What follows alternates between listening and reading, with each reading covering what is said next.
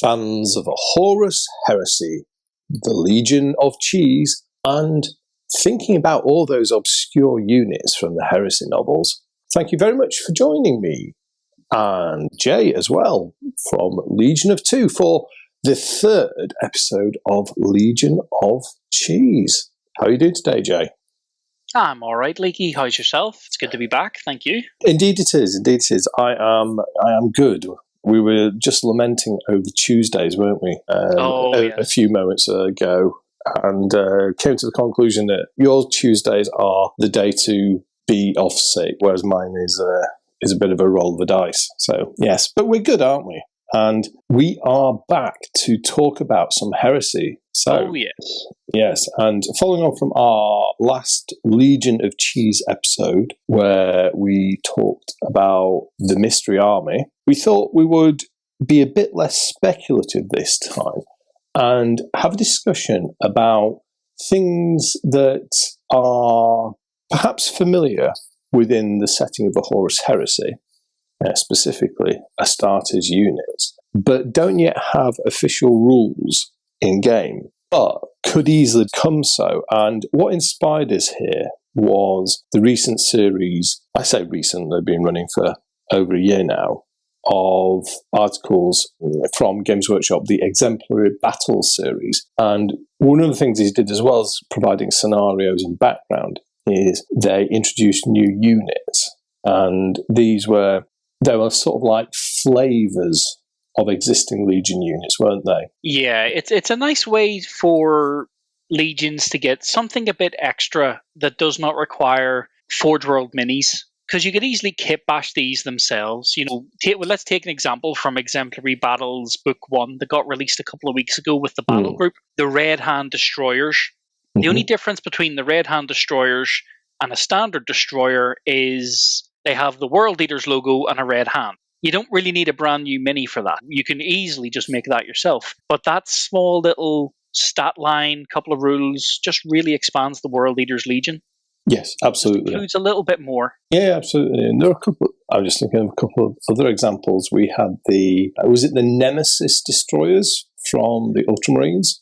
Yes, they got stats as well, yeah. Yeah, which was kind of an interesting idea, that it took the concept of the Destroyer Squad, but armed more like a tactical or even Seeker Squad, which I quite liked.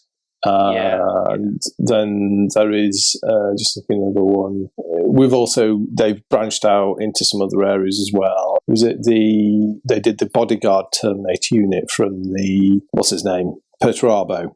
Yes, the Dominators. The Dominators, yes. Yeah, and as with all these units, they've all got some connections to stories, and a lot of short stories that have come before, and some of the mainline novels, and they've turned them into gaming units that are designed to be painted up specifically based on an existing set of models, or for the more adventurous modeler, kit bash some miniatures. And some of these are quite fancy, actually, like the Atramentar Terminators of the Night Lords. They're quite interesting conversions, taking pieces of the Contekar Terminators and combining them with the regular plastic Tartaros. So some quite adventurous kit bashing there. Yeah, no, they were nice little conversions to see. And I think, personally, that's what I quite like about the Exemplary Battles, is when they're doing each one of those little PDFs, you'll see a couple of people who've probably been requested to make these units, or may have made them pre-existing, and they've taken some nice snaps of them, and none of them look the same, which is quite nice, because there's obviously different people's interpretations, and I suppose until they get narrowed down into, that lovely 2D render that we see in the old Black Heresy books of like the Marines standing at attention, you don't really know what they look like. A prime example would be the Dominators.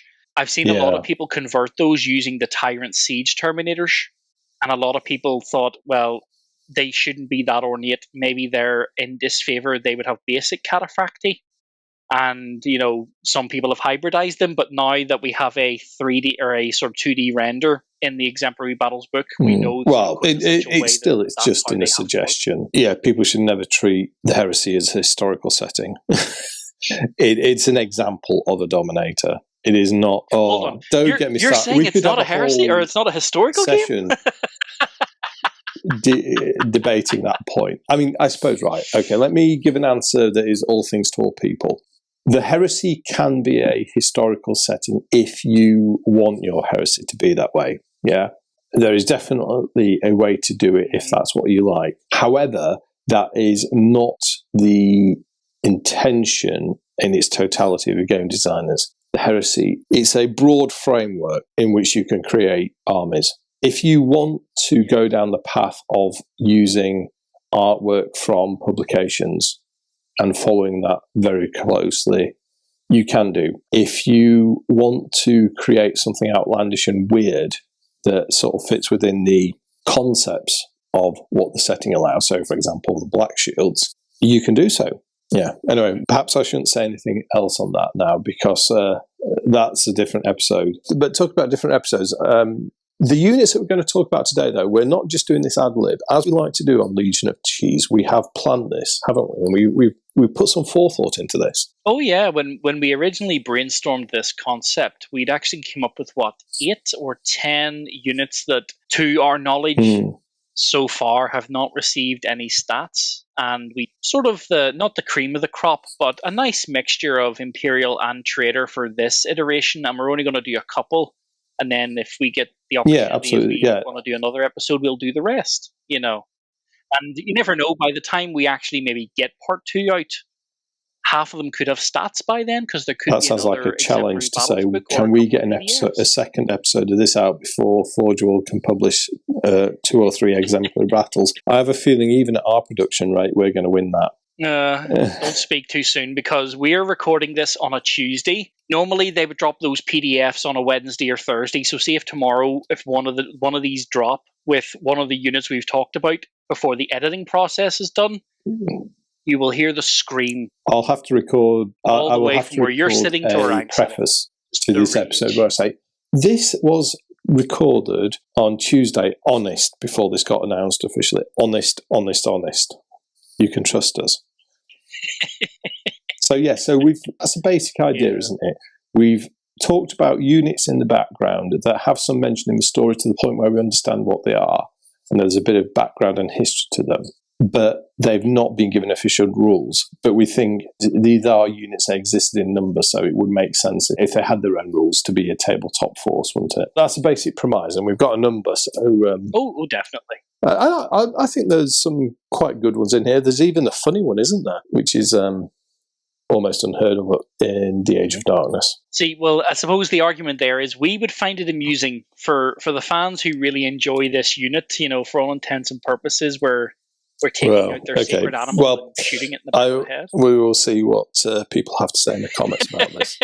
Which nicely segues us into the first unit, which is the World Eaters Bodyguard. The Devourers. The Devourers. So what are the Devourers? So let me start setting the scene. So the Devourers are the Terminator elite bodyguard of the 12th Legion, the World Eaters. Terminator elite bodyguards are a common feature. All legions have them. Not all legions have named units as Terminator elite bodyguards, but the concepts are all there.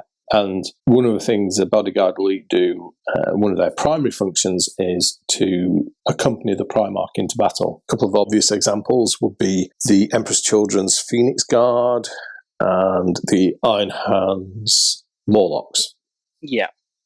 And to a lesser extent, before they were put into disfavor, the Iron Warriors dominated. Which is kind of a bit similar to the Devourers, isn't it? Because the Devourers, they're almost a bit comical, aren't they? Because... yeah, they're the bodyguard of a guy who basically doesn't need or want a bodyguard, and because of his cranial implants, by the time they've looked around and realized where he's gone, he's halfway essentially across the battlefield, and because he obviously is a Primarch, Angron, even regardless of the armor he's in, he moves extremely quickly. But these guys are in cataphractolate. They're not the quickest on the planet.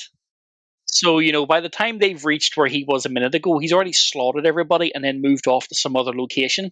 So they're basically playing a game of keep away, you know, unofficially, you know, keep away from the Primarch, or, you know, trying to catch up to the Primarch, which is quite unfortunate considering most legions, if not all legions, would consider being the bodyguard Absolutely, to your yes. Primarch. Yeah, I mean, those two examples I gave earlier, the Phoenix Guard and the Morlocks, are both highly prestigious and honoured postings within those respective legions, aren't they? But for the Devoured, I guess it sort of epitomises Angron's attitude towards his legion, isn't it?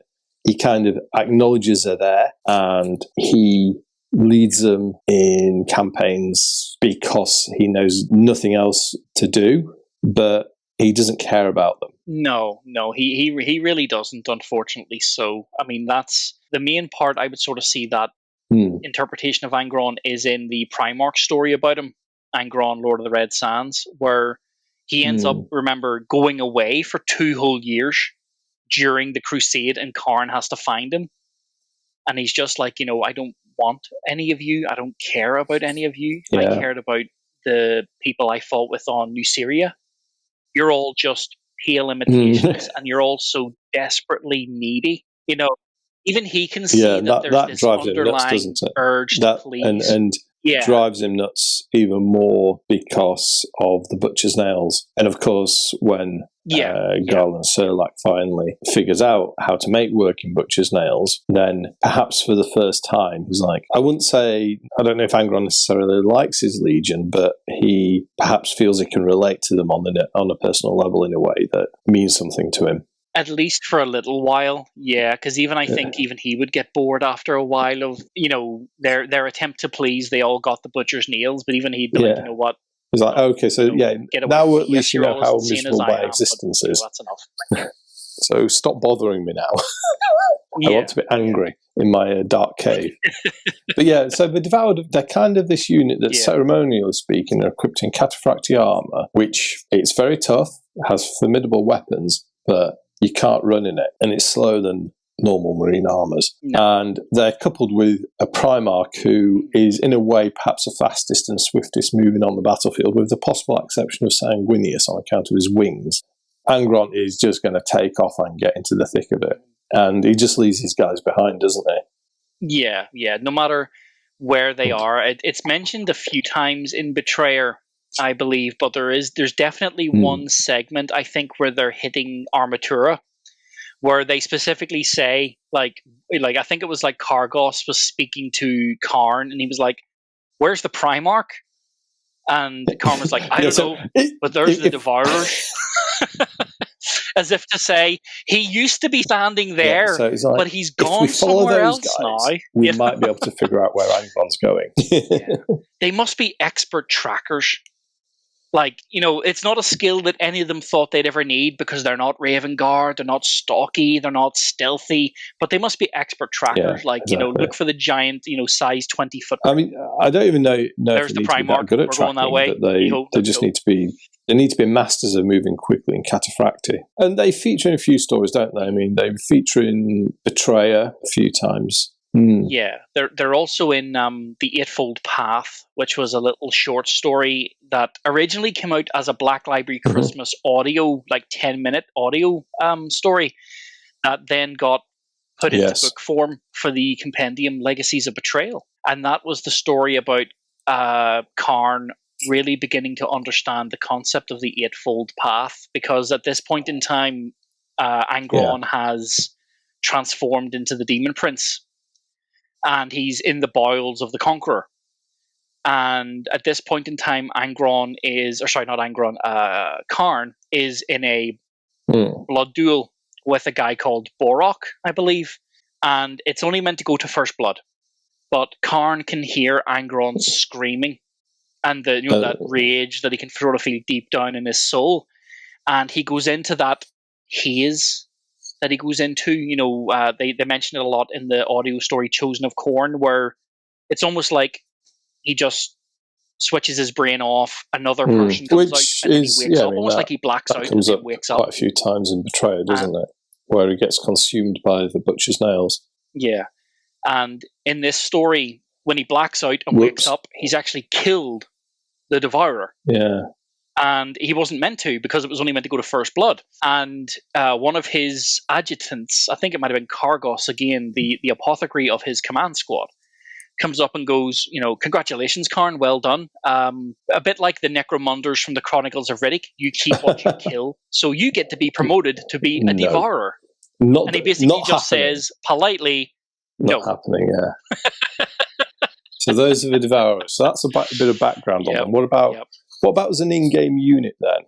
As an in-game unit, I would say that, while normally they would be a sort of a HQ bodyguard unit, I would say they'd probably be better as a separate elites choice. And I would personally make one of their special rules a bit of a running gag that they're meant to be a bodyguard, but they're really not. And that gives them a bit of a chip on their shoulder, shall we say, that they can't complete their duty. So they're actually even more angry than the angriest world leader. But what would you think? Do you think they would be better as a HQ option, as a accompaniment, or an elite choice? Or what's your thoughts? I would make them a bit like some units where you can have them as a HQ bodyguard choice. So let me think. Varen Ashodon, he can take a Reaver squad as a bodyguard. So for these guys, right, if you have Angron on the field and you buy these guys, they have to start off attached to him as a unit, At which point, though, Angron can immediately do whatever he wants. So he immediately detaches and they go left, he goes right. But it means they always have to deploy alongside the Primarch. So I would have that rule in. I mean, I would have them as weapon skill 5 Terminators. So they are kind of Terminator elite grade, because these are world eaters after all. But otherwise, I'd have them as fairly standard kit. I don't know if there's any real Terminator grade weaponry that world eaters have.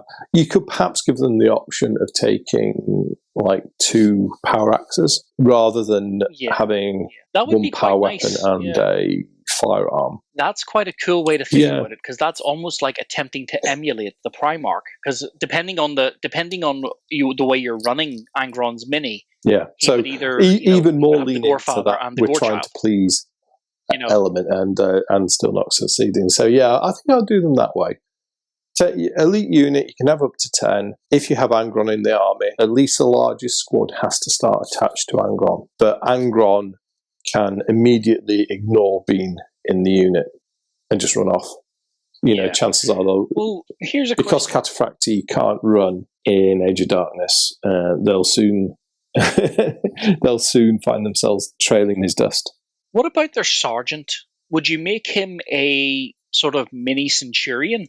Or would you keep him just basically a bog standard Terminator Sergeant? Because I get the feeling that they would need an aspect of, because they always get left in the dust, they would have a bit of autonomy. Well, their leader would have a bit more of nous. If you're going to do these as weapon skill 5 Terminators anyway, they're almost as good as Centurions as it is. And then the Sergeant, with the exception of his leadership score and his ballistic skill, he is the equal of a Centurion. And his initiative as well, although that often isn't particularly relevant on Terminators because a lot of them have unwieldy weapons. Sometimes it can matter. But I think that would do it.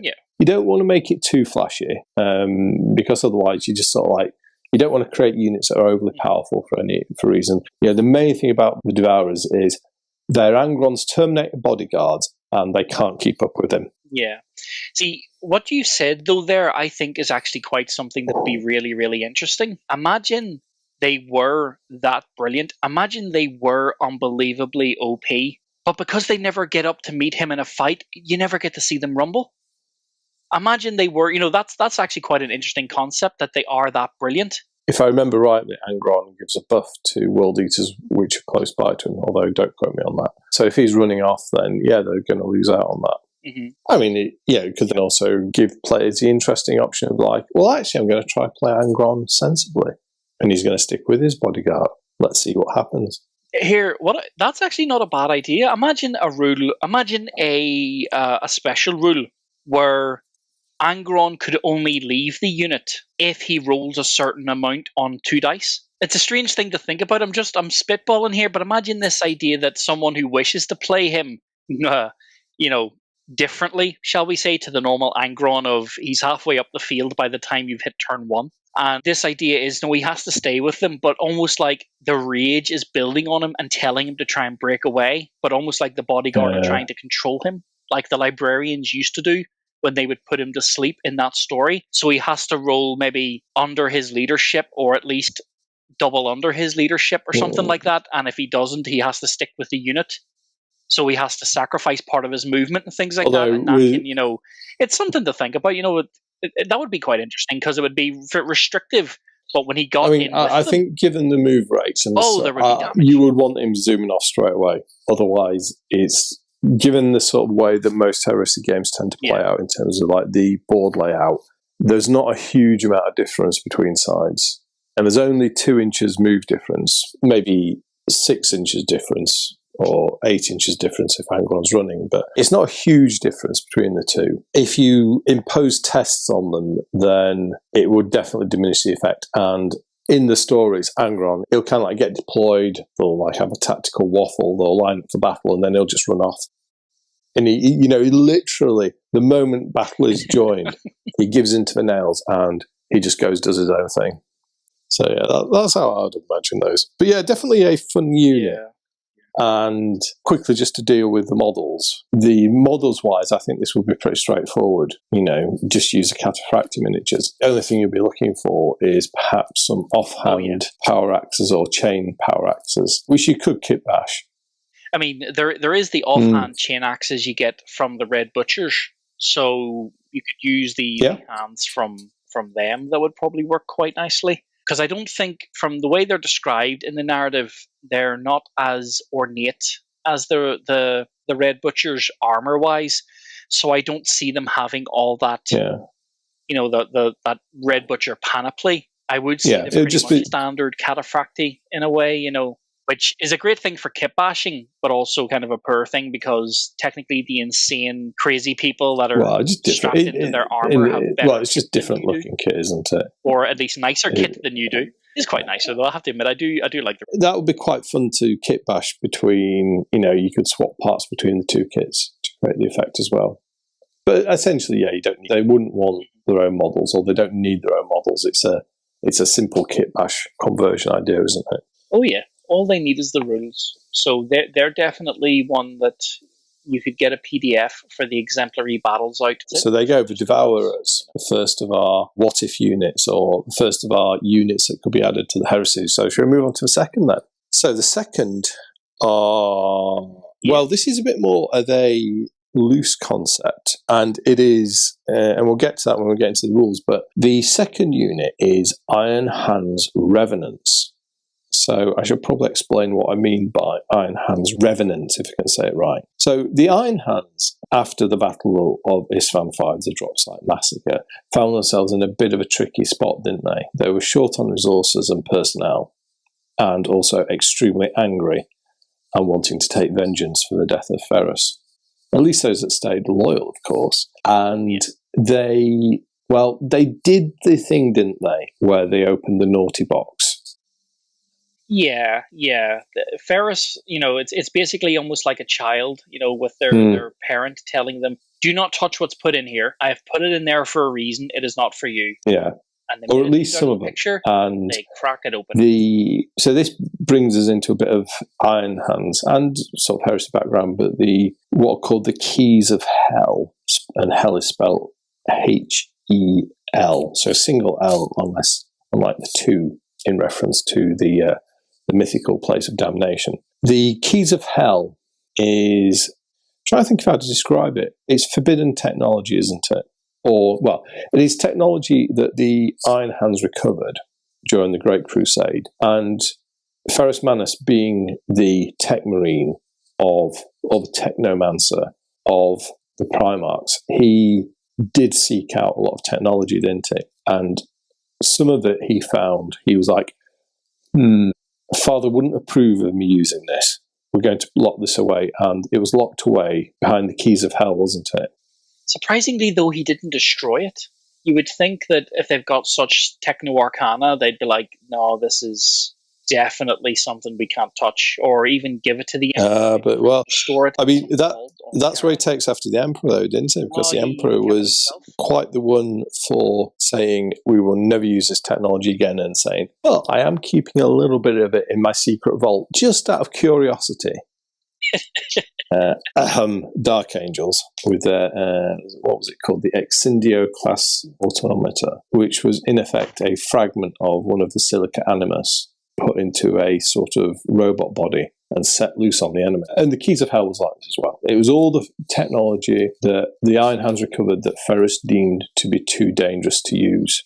One of the bits of technology they recovered was necrotechnica, which we could broadly describe as systems and technologies that allowed the resurrection of dead humans. The certain enterprising or even desperate Iron Hands saw this as a way of maintaining their strength, their legionnaire strength, throughout the Heresy by resurrecting slain brothers. And that's the idea of a revenant, isn't it? They are Iron Hands that are being brought back to life, slain Iron Hands brought back to life to continue fighting. Yeah, constantly took. It's not just that when they died once, the key resurrected them. Even though they were killed again, can be resurrected.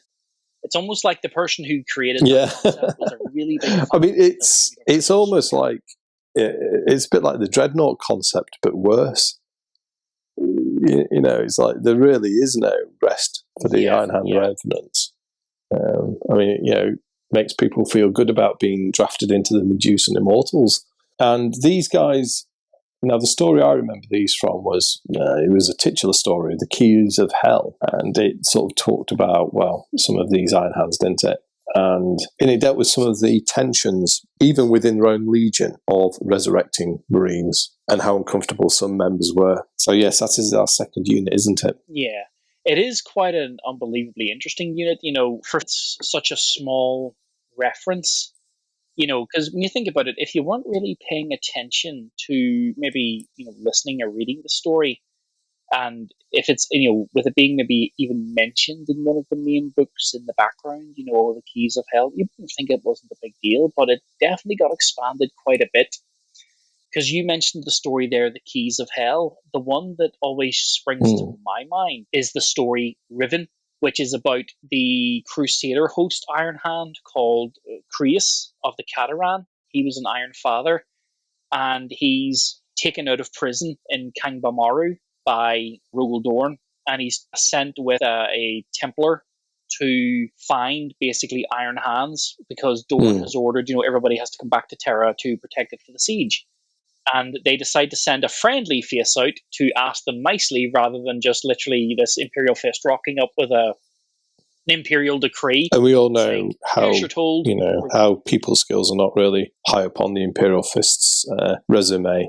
No, they're great at walls, crap with people. And if I remember correctly in that story, they actually bump into a ship called the Thetis, and it only has like 2 guys on it. And they're like, where's everybody else?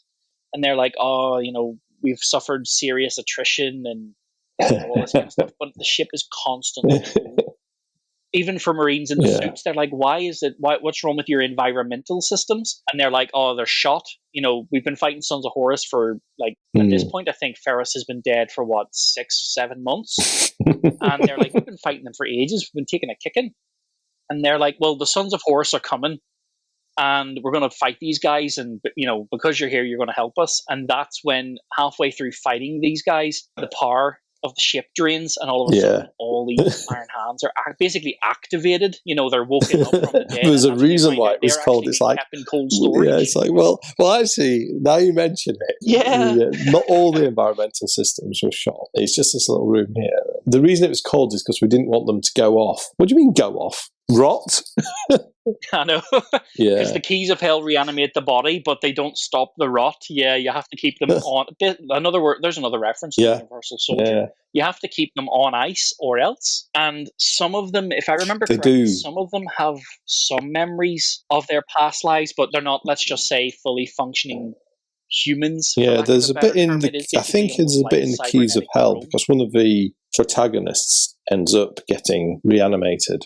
I think that might have been Creos, wasn't it? And then it has a bit where it's sort of. I think I just forget if it's an internal monologue bit where basically sort of. Or it's either an internal monologue or he's speaking with another Marine, and he's basically saying how he remembers his past life and his memories, and he remembers how to fight and all of his skills as an Astartes, but there's something within him that's lost forever, and things no longer feel like the world feels sort of removed and distant to him. So yeah, I think I love the idea of Iron Hand remnants. I've got an Iron Hands army, but I think it's one of those things about the Iron Hands where it really leans into their sort of somewhat dark nature. They're kind of a loyalist legion, yes. Yeah. But certainly by the time immediately before the Heresy, they developed a bit of a reputation for being very heartless and cold. Militia, Imperial Army, Solar Auxiliary didn't like fighting alongside them because they noticed that the Iron Hands would start using their formations as bait and as sacrifices, or tactical sacrifices, I should say, to avoid casualties in the Iron Hands. Because Ferrus and his commanders, saw, well, the Legion, they're the valuable assets. Those are the things we've got to preserve here. So they became very cold and calculating. And it just sort of leans into that even more. Yeah. And to think about that, after the Heresy, they actually got a lot worse. When it comes to their methodical nature, there's a lot of all these sort of side stories and things in the 40k equivalent of the Iron Hands, not interacting with their human auxiliary or even announcing their presence to them. They just appear when they want. They don't care about They're a bit like I wouldn't exactly call them 40k Borg, but they're one of those Space Marine contingents that you wouldn't want to fight alongside, a bit like the Death Company from the Blood Angels. Or the Flesh Tearers, one of these, you definitely, So, that's a concept. So, in terms of how you would do this as a unit now, this is almost like a general rule that could be applied to a number of units. You're thinking something like the inductee upgrade. It's a keyword that they change. And yes, that's right. Yeah, so I think you'd exclude any of the Legion-specific units, perhaps, to avoid buffing them up a bit too much. So things like the Gorgons, the Immortals, and the Morlocks from the exemplar battles, and obviously things like Dreadnoughts, you'll probably say no on as well. But any of your standard squads and Terminators, you could say, you could make them Revenants. So my idea for this would be the Revenant unit. It will gain a natural feel no pain 5+ attribute, and that represents obviously their undead resilience. They would lose 2 points of initiative. So normally Space Marines are initiative 4, aren't they? I would knock them down to initiative 2 to reflect that they're no longer as quick and sharp as Space Marines are. Not even as quick as a standard human is. Yeah. I would actually take it a step further, personally. I'd drop them down to 1. And I'd also take a point. Now, this might be a bit controversial, but I'd take a point of movement off them. I'd drop them down to initiative 1, but I'd give them a natural 4 up in 1. You see, the thing with Iron Hands, you've got to be careful, is they have a natural Legion trait of resilience. So all weapons fire against them is a -1 strength. That synergizes really well with Feel No Pain. And so with Iron Hands, there's a whole bunch of weapons which can normally insta-death Marines, range weapons. But on Iron Hands, they can still take Feel No Pain saves against them. So I'd be very cautious about giving them an invulnerable save. I just feel sorry for them. I'm just like, they're dead and they've had to come back to life. Give them the 4 up, See, what I would also do is I'll give them fear, because they're creepy. Okay. They are genuinely creepy, these things. There's something not right about them. So I would give them fear, and I would also say that any army that has Revenants in it, if you buy an allied detachment, that allied detachment is automatically distrusted allies.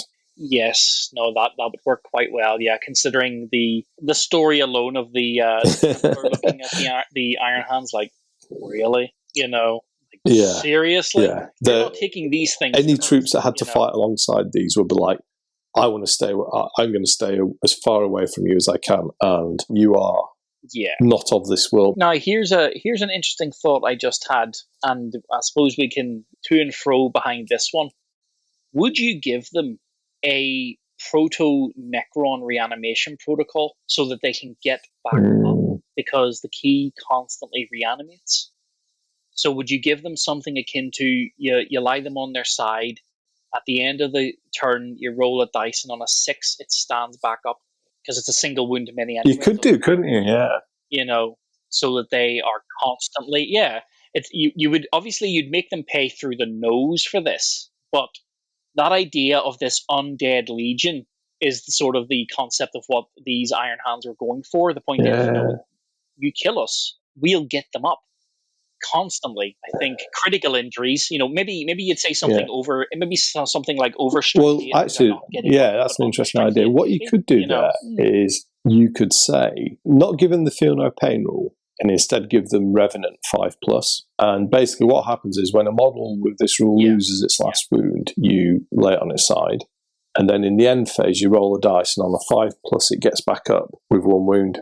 And then it doesn't matter what killed it. It's not quite like Feel No Pain. That's a good way of thinking about it, because I doubt. But the idea that they can get knocked down and then get back up again, that's an interesting way you could do them. And then in terms of modelling, well, you don't really need any specific models, just give them a load of creepy heads. It would be, I think this would be a kit basher's dream, because in my mind, when I see these guys, I would buy one of those Green Stuff World tube makers.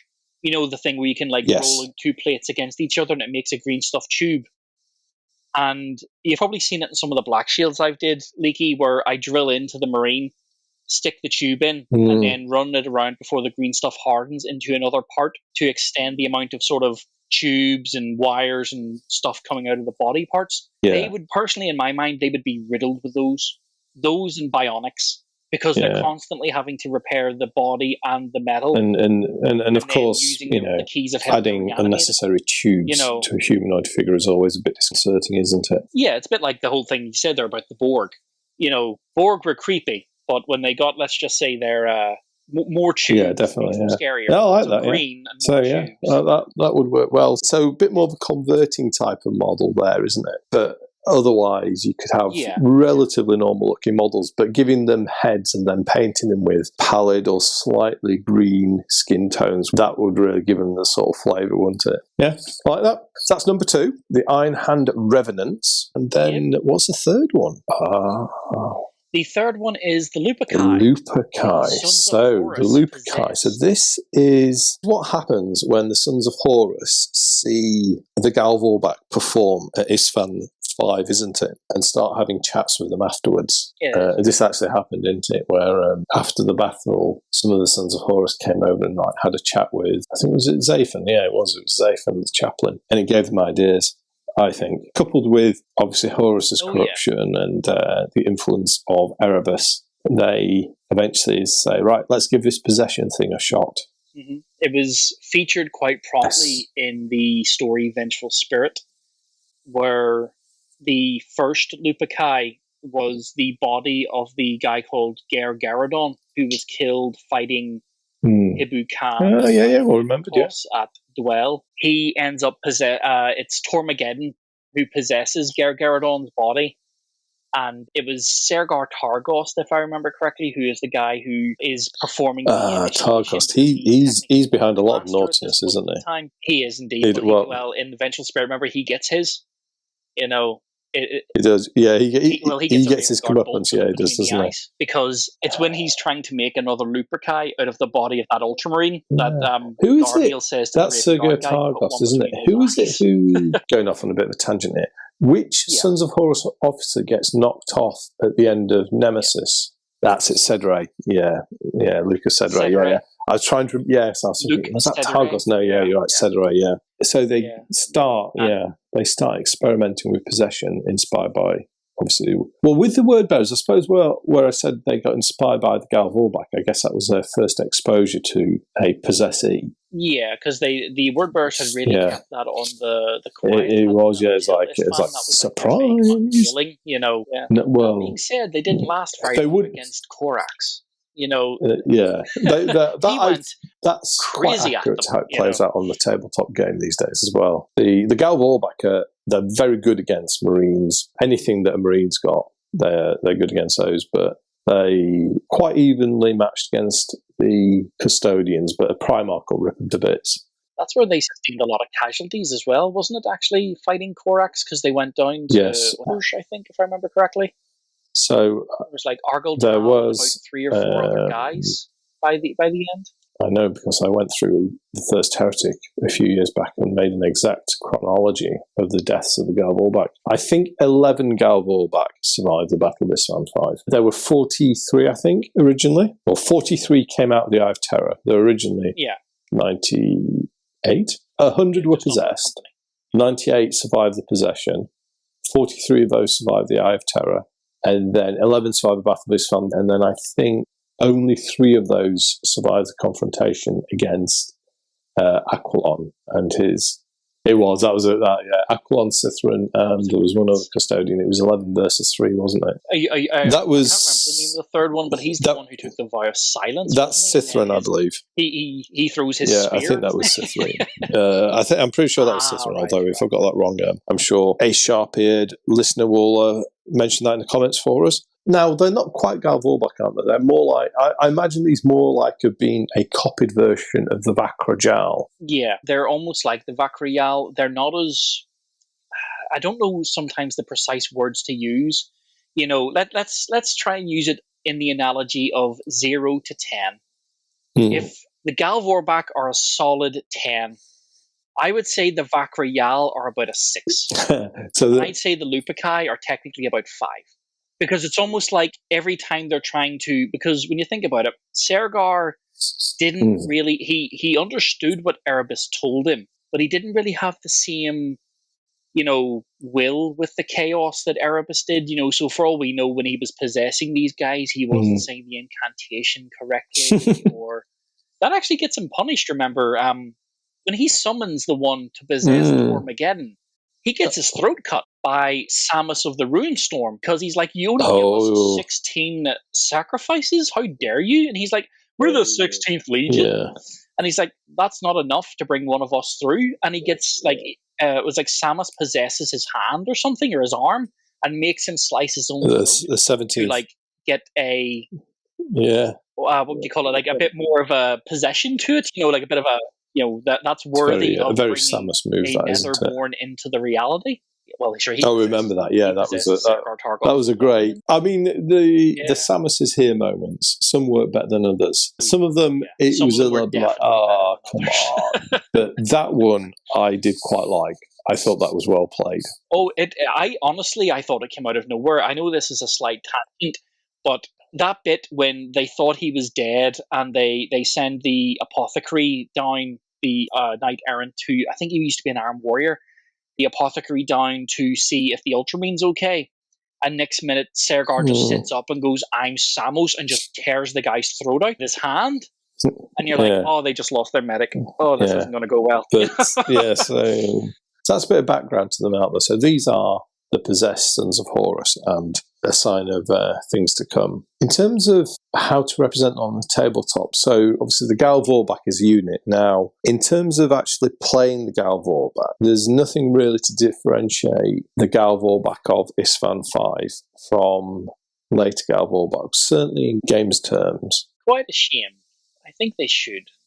Maybe I'm just a bit of a picky person, but I personally think there should be a stat difference between the Gal Vorbak of the Serrated Sun, the Vakrajal Blow-ins, the Lupikai.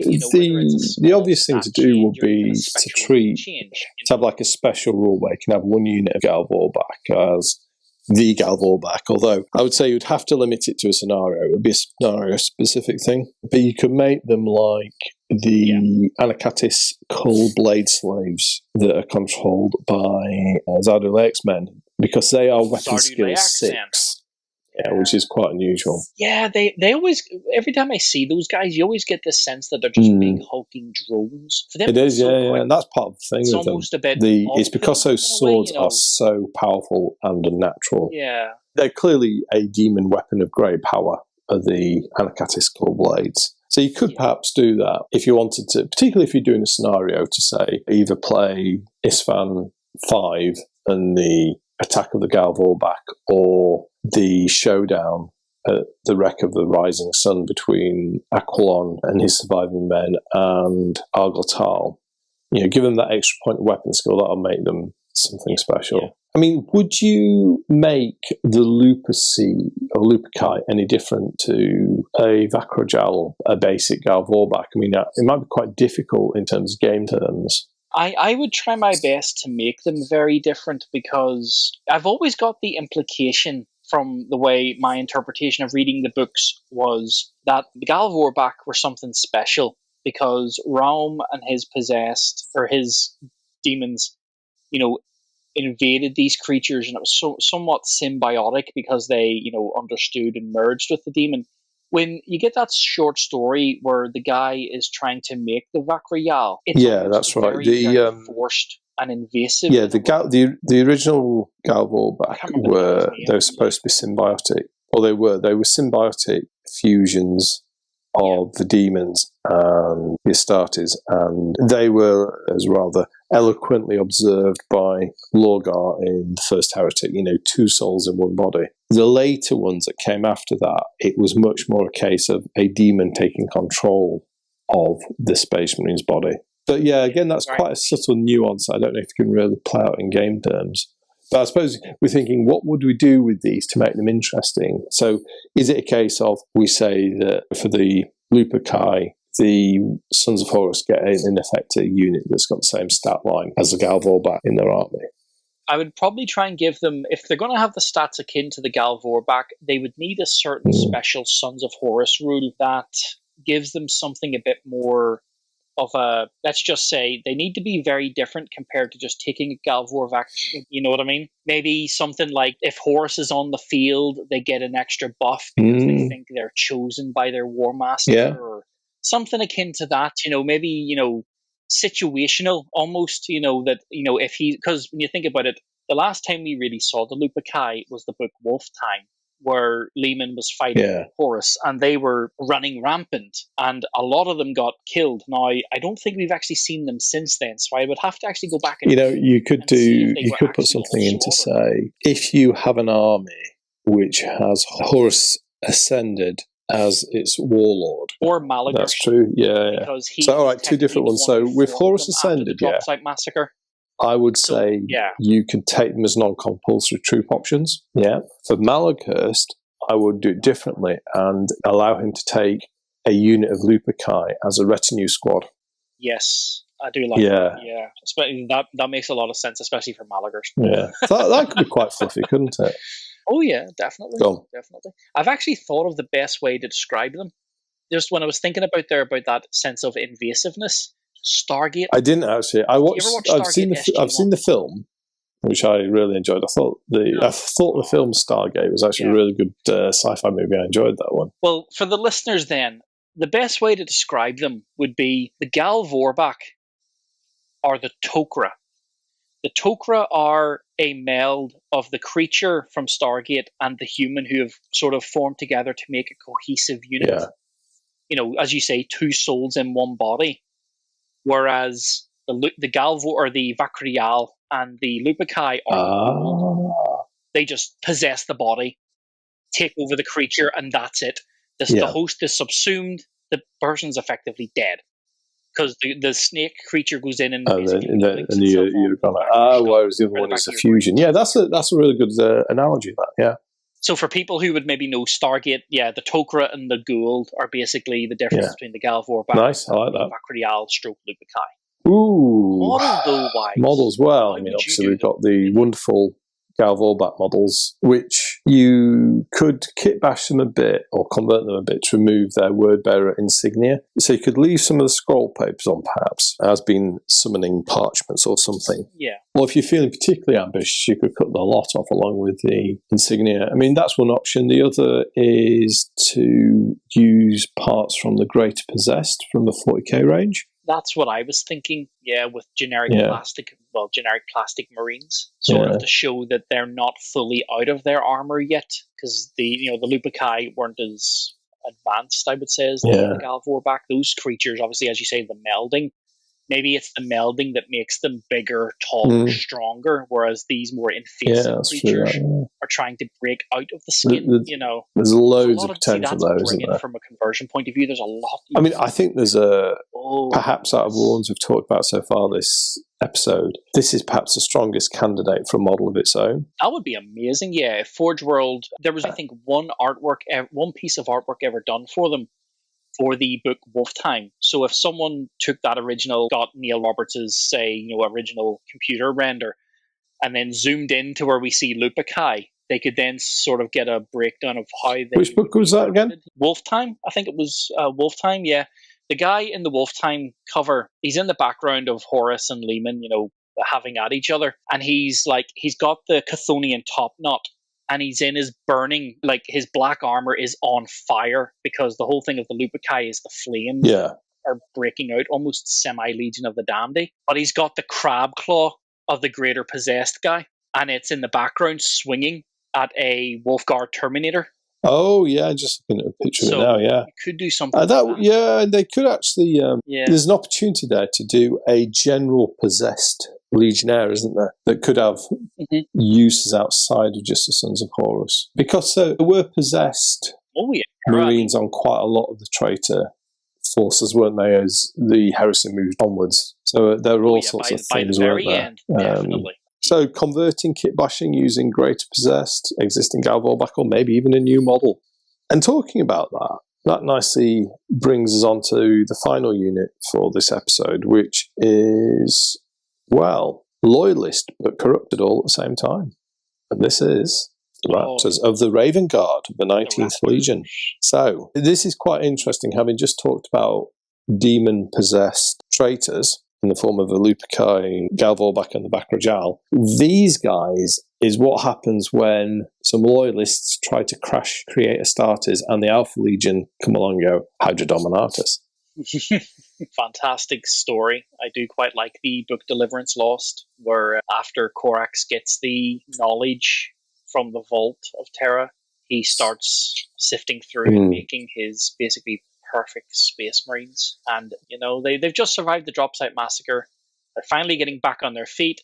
That's the Alpha Legion. And they infiltrate. How do they do this? If I remember rightly, they managed to successfully adopt the identity of some Marines who were killed at Isfahan 5, some Raven Guard. Yeah, they take their faces in their mind, I think, using a library. And it's very subtly done, because they managed to get past all. They convince the Raven Guard back on Terra, the survivors, that they are indeed survivors as well, and they managed to infiltrate Corax's reconstruction group, don't they? Yeah. If I remember correctly, they actually also remove a gene seed and they put a Raven Guard one in, just in case they need to fool a genetic scanner. It is. It's very convincing, isn't it? Yeah.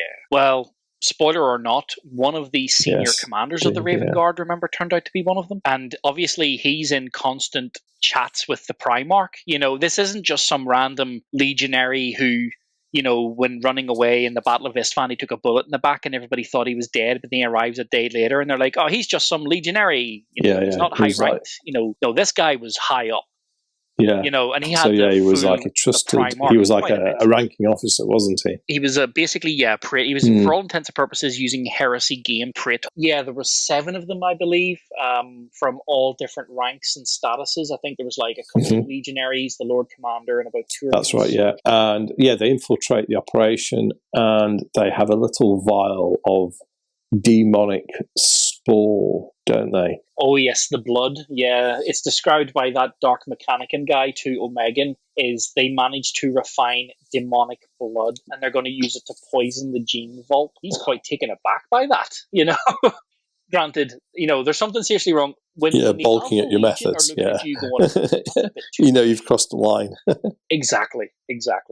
But in doing so, demonic blood actually taints the second crop of raptors, because the first 500 turn out to be perfect.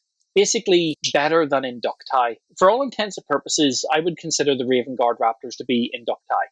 But they're better than Inducti. They're not just flashed Inductification. These guys were the best of the best. And then second 500 were the best of what's left, because of what happened to them. And that coin phrase, the rough and the smooth. Yeah, which is a great euphemism, isn't it? So the rough are what happens when you have something akin to loyalist Galvorback, isn't it? It is, yeah. Tentacles. Spikes. Yeah. They start growing teeth out of extra places. They've almost got the body claws. Corruption of the demons, but they are still fully in control, loyal Space Marines, aren't they? Oh yeah, at this point in time, yes, they're completely Corpus Mentis. Like they know what they are and they're ready to fight. There's even, if I remember correctly, there's a guy in the main sort of POV character called Navar Hef. There's a guy in his squad who ends up mutating so much. He's basically so big that he has to have custom Mark 6 armor made for him. He can no longer wear a helmet. Yeah. His hand is so big he can't actually grip a bolt gun. But they end up giving him some sort of cross between multi-melta and a melt. Just because that's a weapon he can easily carry. The heavy support guy. Exactly. Yeah, exactly. And I think in the story Ravenlord, that weapon takes damage. I think it gets a bolt round, so you can't use it. So he just resorts to his hands, which works the same. So massive talons. For all intents and purposes, lightning claws, you might well say. So the Rough are these massive, brutish, physically corrupt type Astartes, similar in form and stature to a possessed Space Marine of Chaos, while still being a loyal Space Marine, loyal to the Imperium Space Marine. But then you've got the Smooth. So describe the Smooth. The Smooth are basically the Primaris Marines before Primaris existed. They were described, in the book, they're described as being basically perfect. They describe a story where they take a 10-year-old, or it was an 8 or a 10-year-old boy, and they implant him with this, the gene seed of the Raptors is basically the perfect iteration of Raven Guard, right? And within the span of a couple of days, he's grown from being an 8-year-old boy to the size of a full-scale Space Marine. And not only does he have the physique he has without the need for flash indoctrination. Perfect. One of them, there's a sparring story. He takes a veteran, beats him up. They're like inductee, but even better. So it's almost like boiling the bag veterans, isn't it? Exactly, yeah. So were these the ones that Korax created before our Alpha Boy slipped in the demon blood? Yeah, he would take them in batches of 100. And he got 5 batches done out of the 1,000 kids or 2 kids they had at Ravendelve, which is near the Fortress Monastery. And because he was worried about going too quickly and, in a sense, not having enough material, because at this point in time, remember, down on tanks, and they didn't even, this is before the Imperial so they were short on had arrived to give them their Mark 6. Exactly. And there's no point in making 1,000 if you haven't got the kit to put them in. So those are like paradigms of what Space Marines could have been. So, in terms of what these would look like in game then, so there's 2 distinct flavours of Raptors, aren't there? 2 separate units. So, shall I start with the Rough? Well, the Rough basically, they're going to be like the same sort of profile as a Galvorbach, aren't they? I would say yes, if not slightly less. I would describe them as, I don't know, what would be the cross between... Well, that is a Galvorbach, really. Veteran and a Galvorbach. Okay, well, I'll rephrase that. A Vakrial and a company veteran, because they're not exactly the creme de la creme of their mutations are a bit unforeseeable.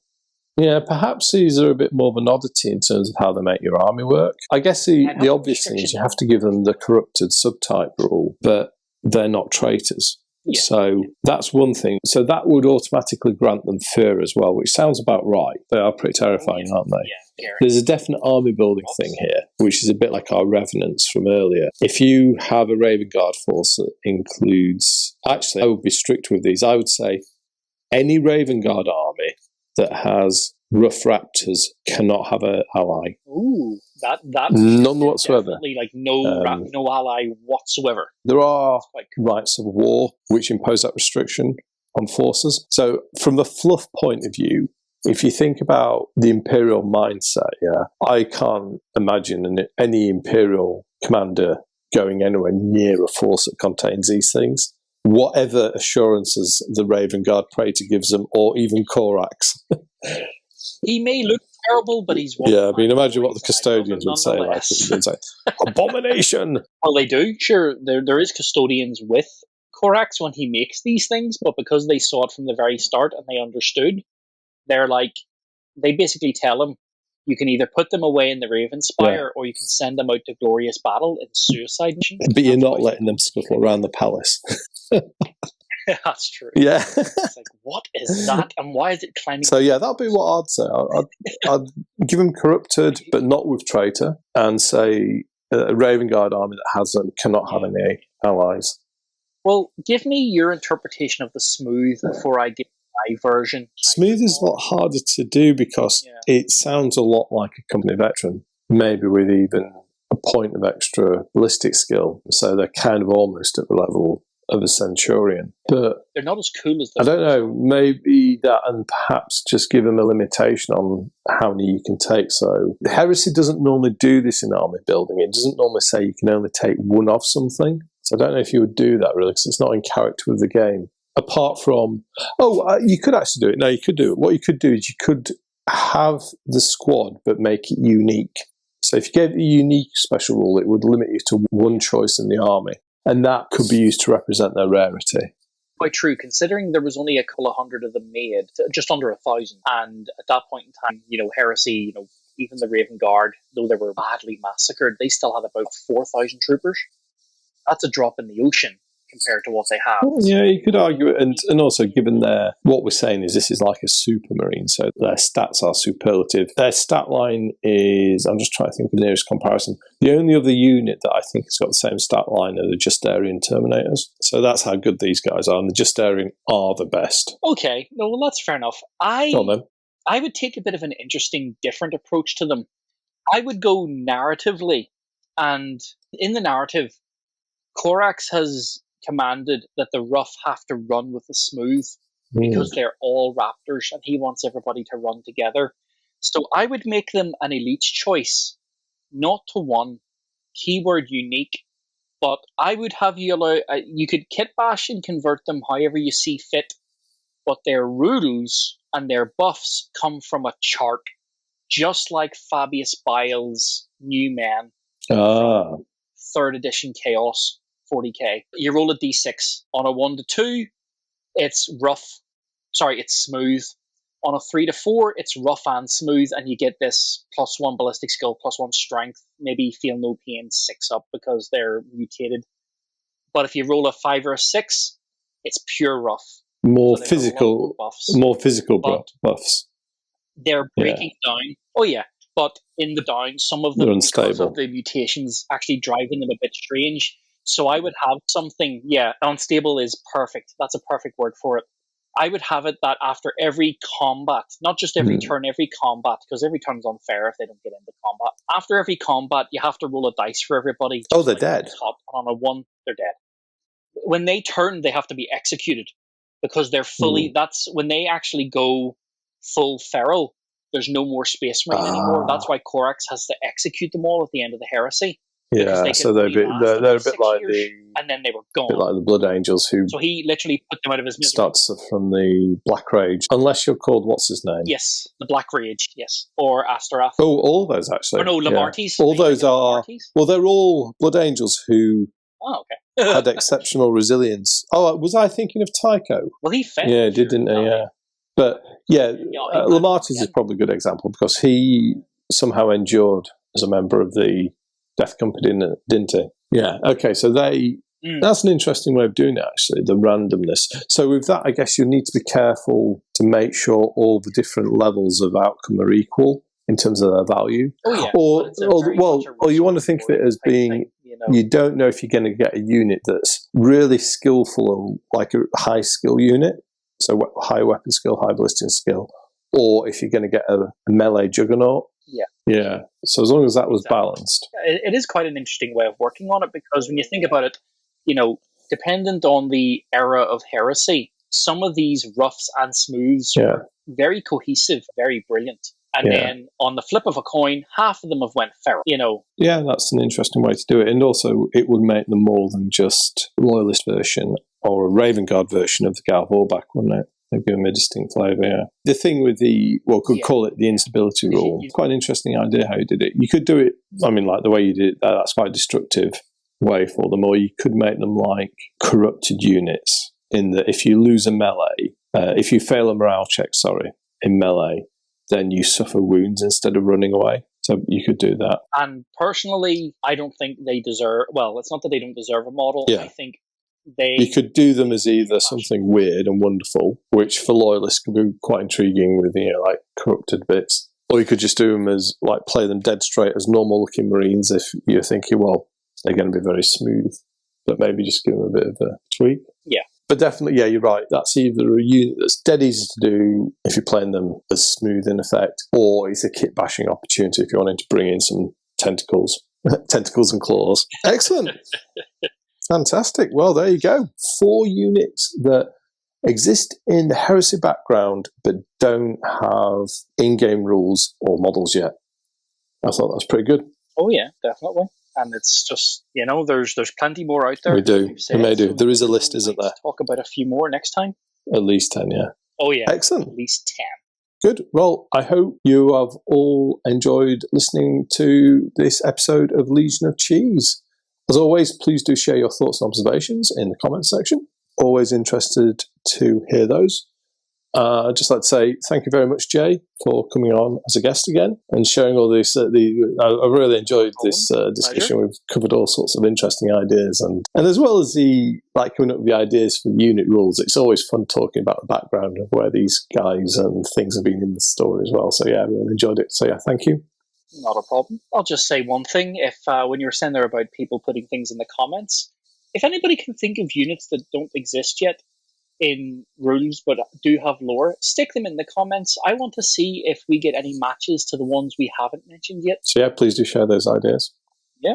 Well, anyway, again, thank you all for listening. I hope you enjoyed this episode of Legion of Cheese, and we will speak to you again soon. Goodbye. Thanks, man. Bye-bye.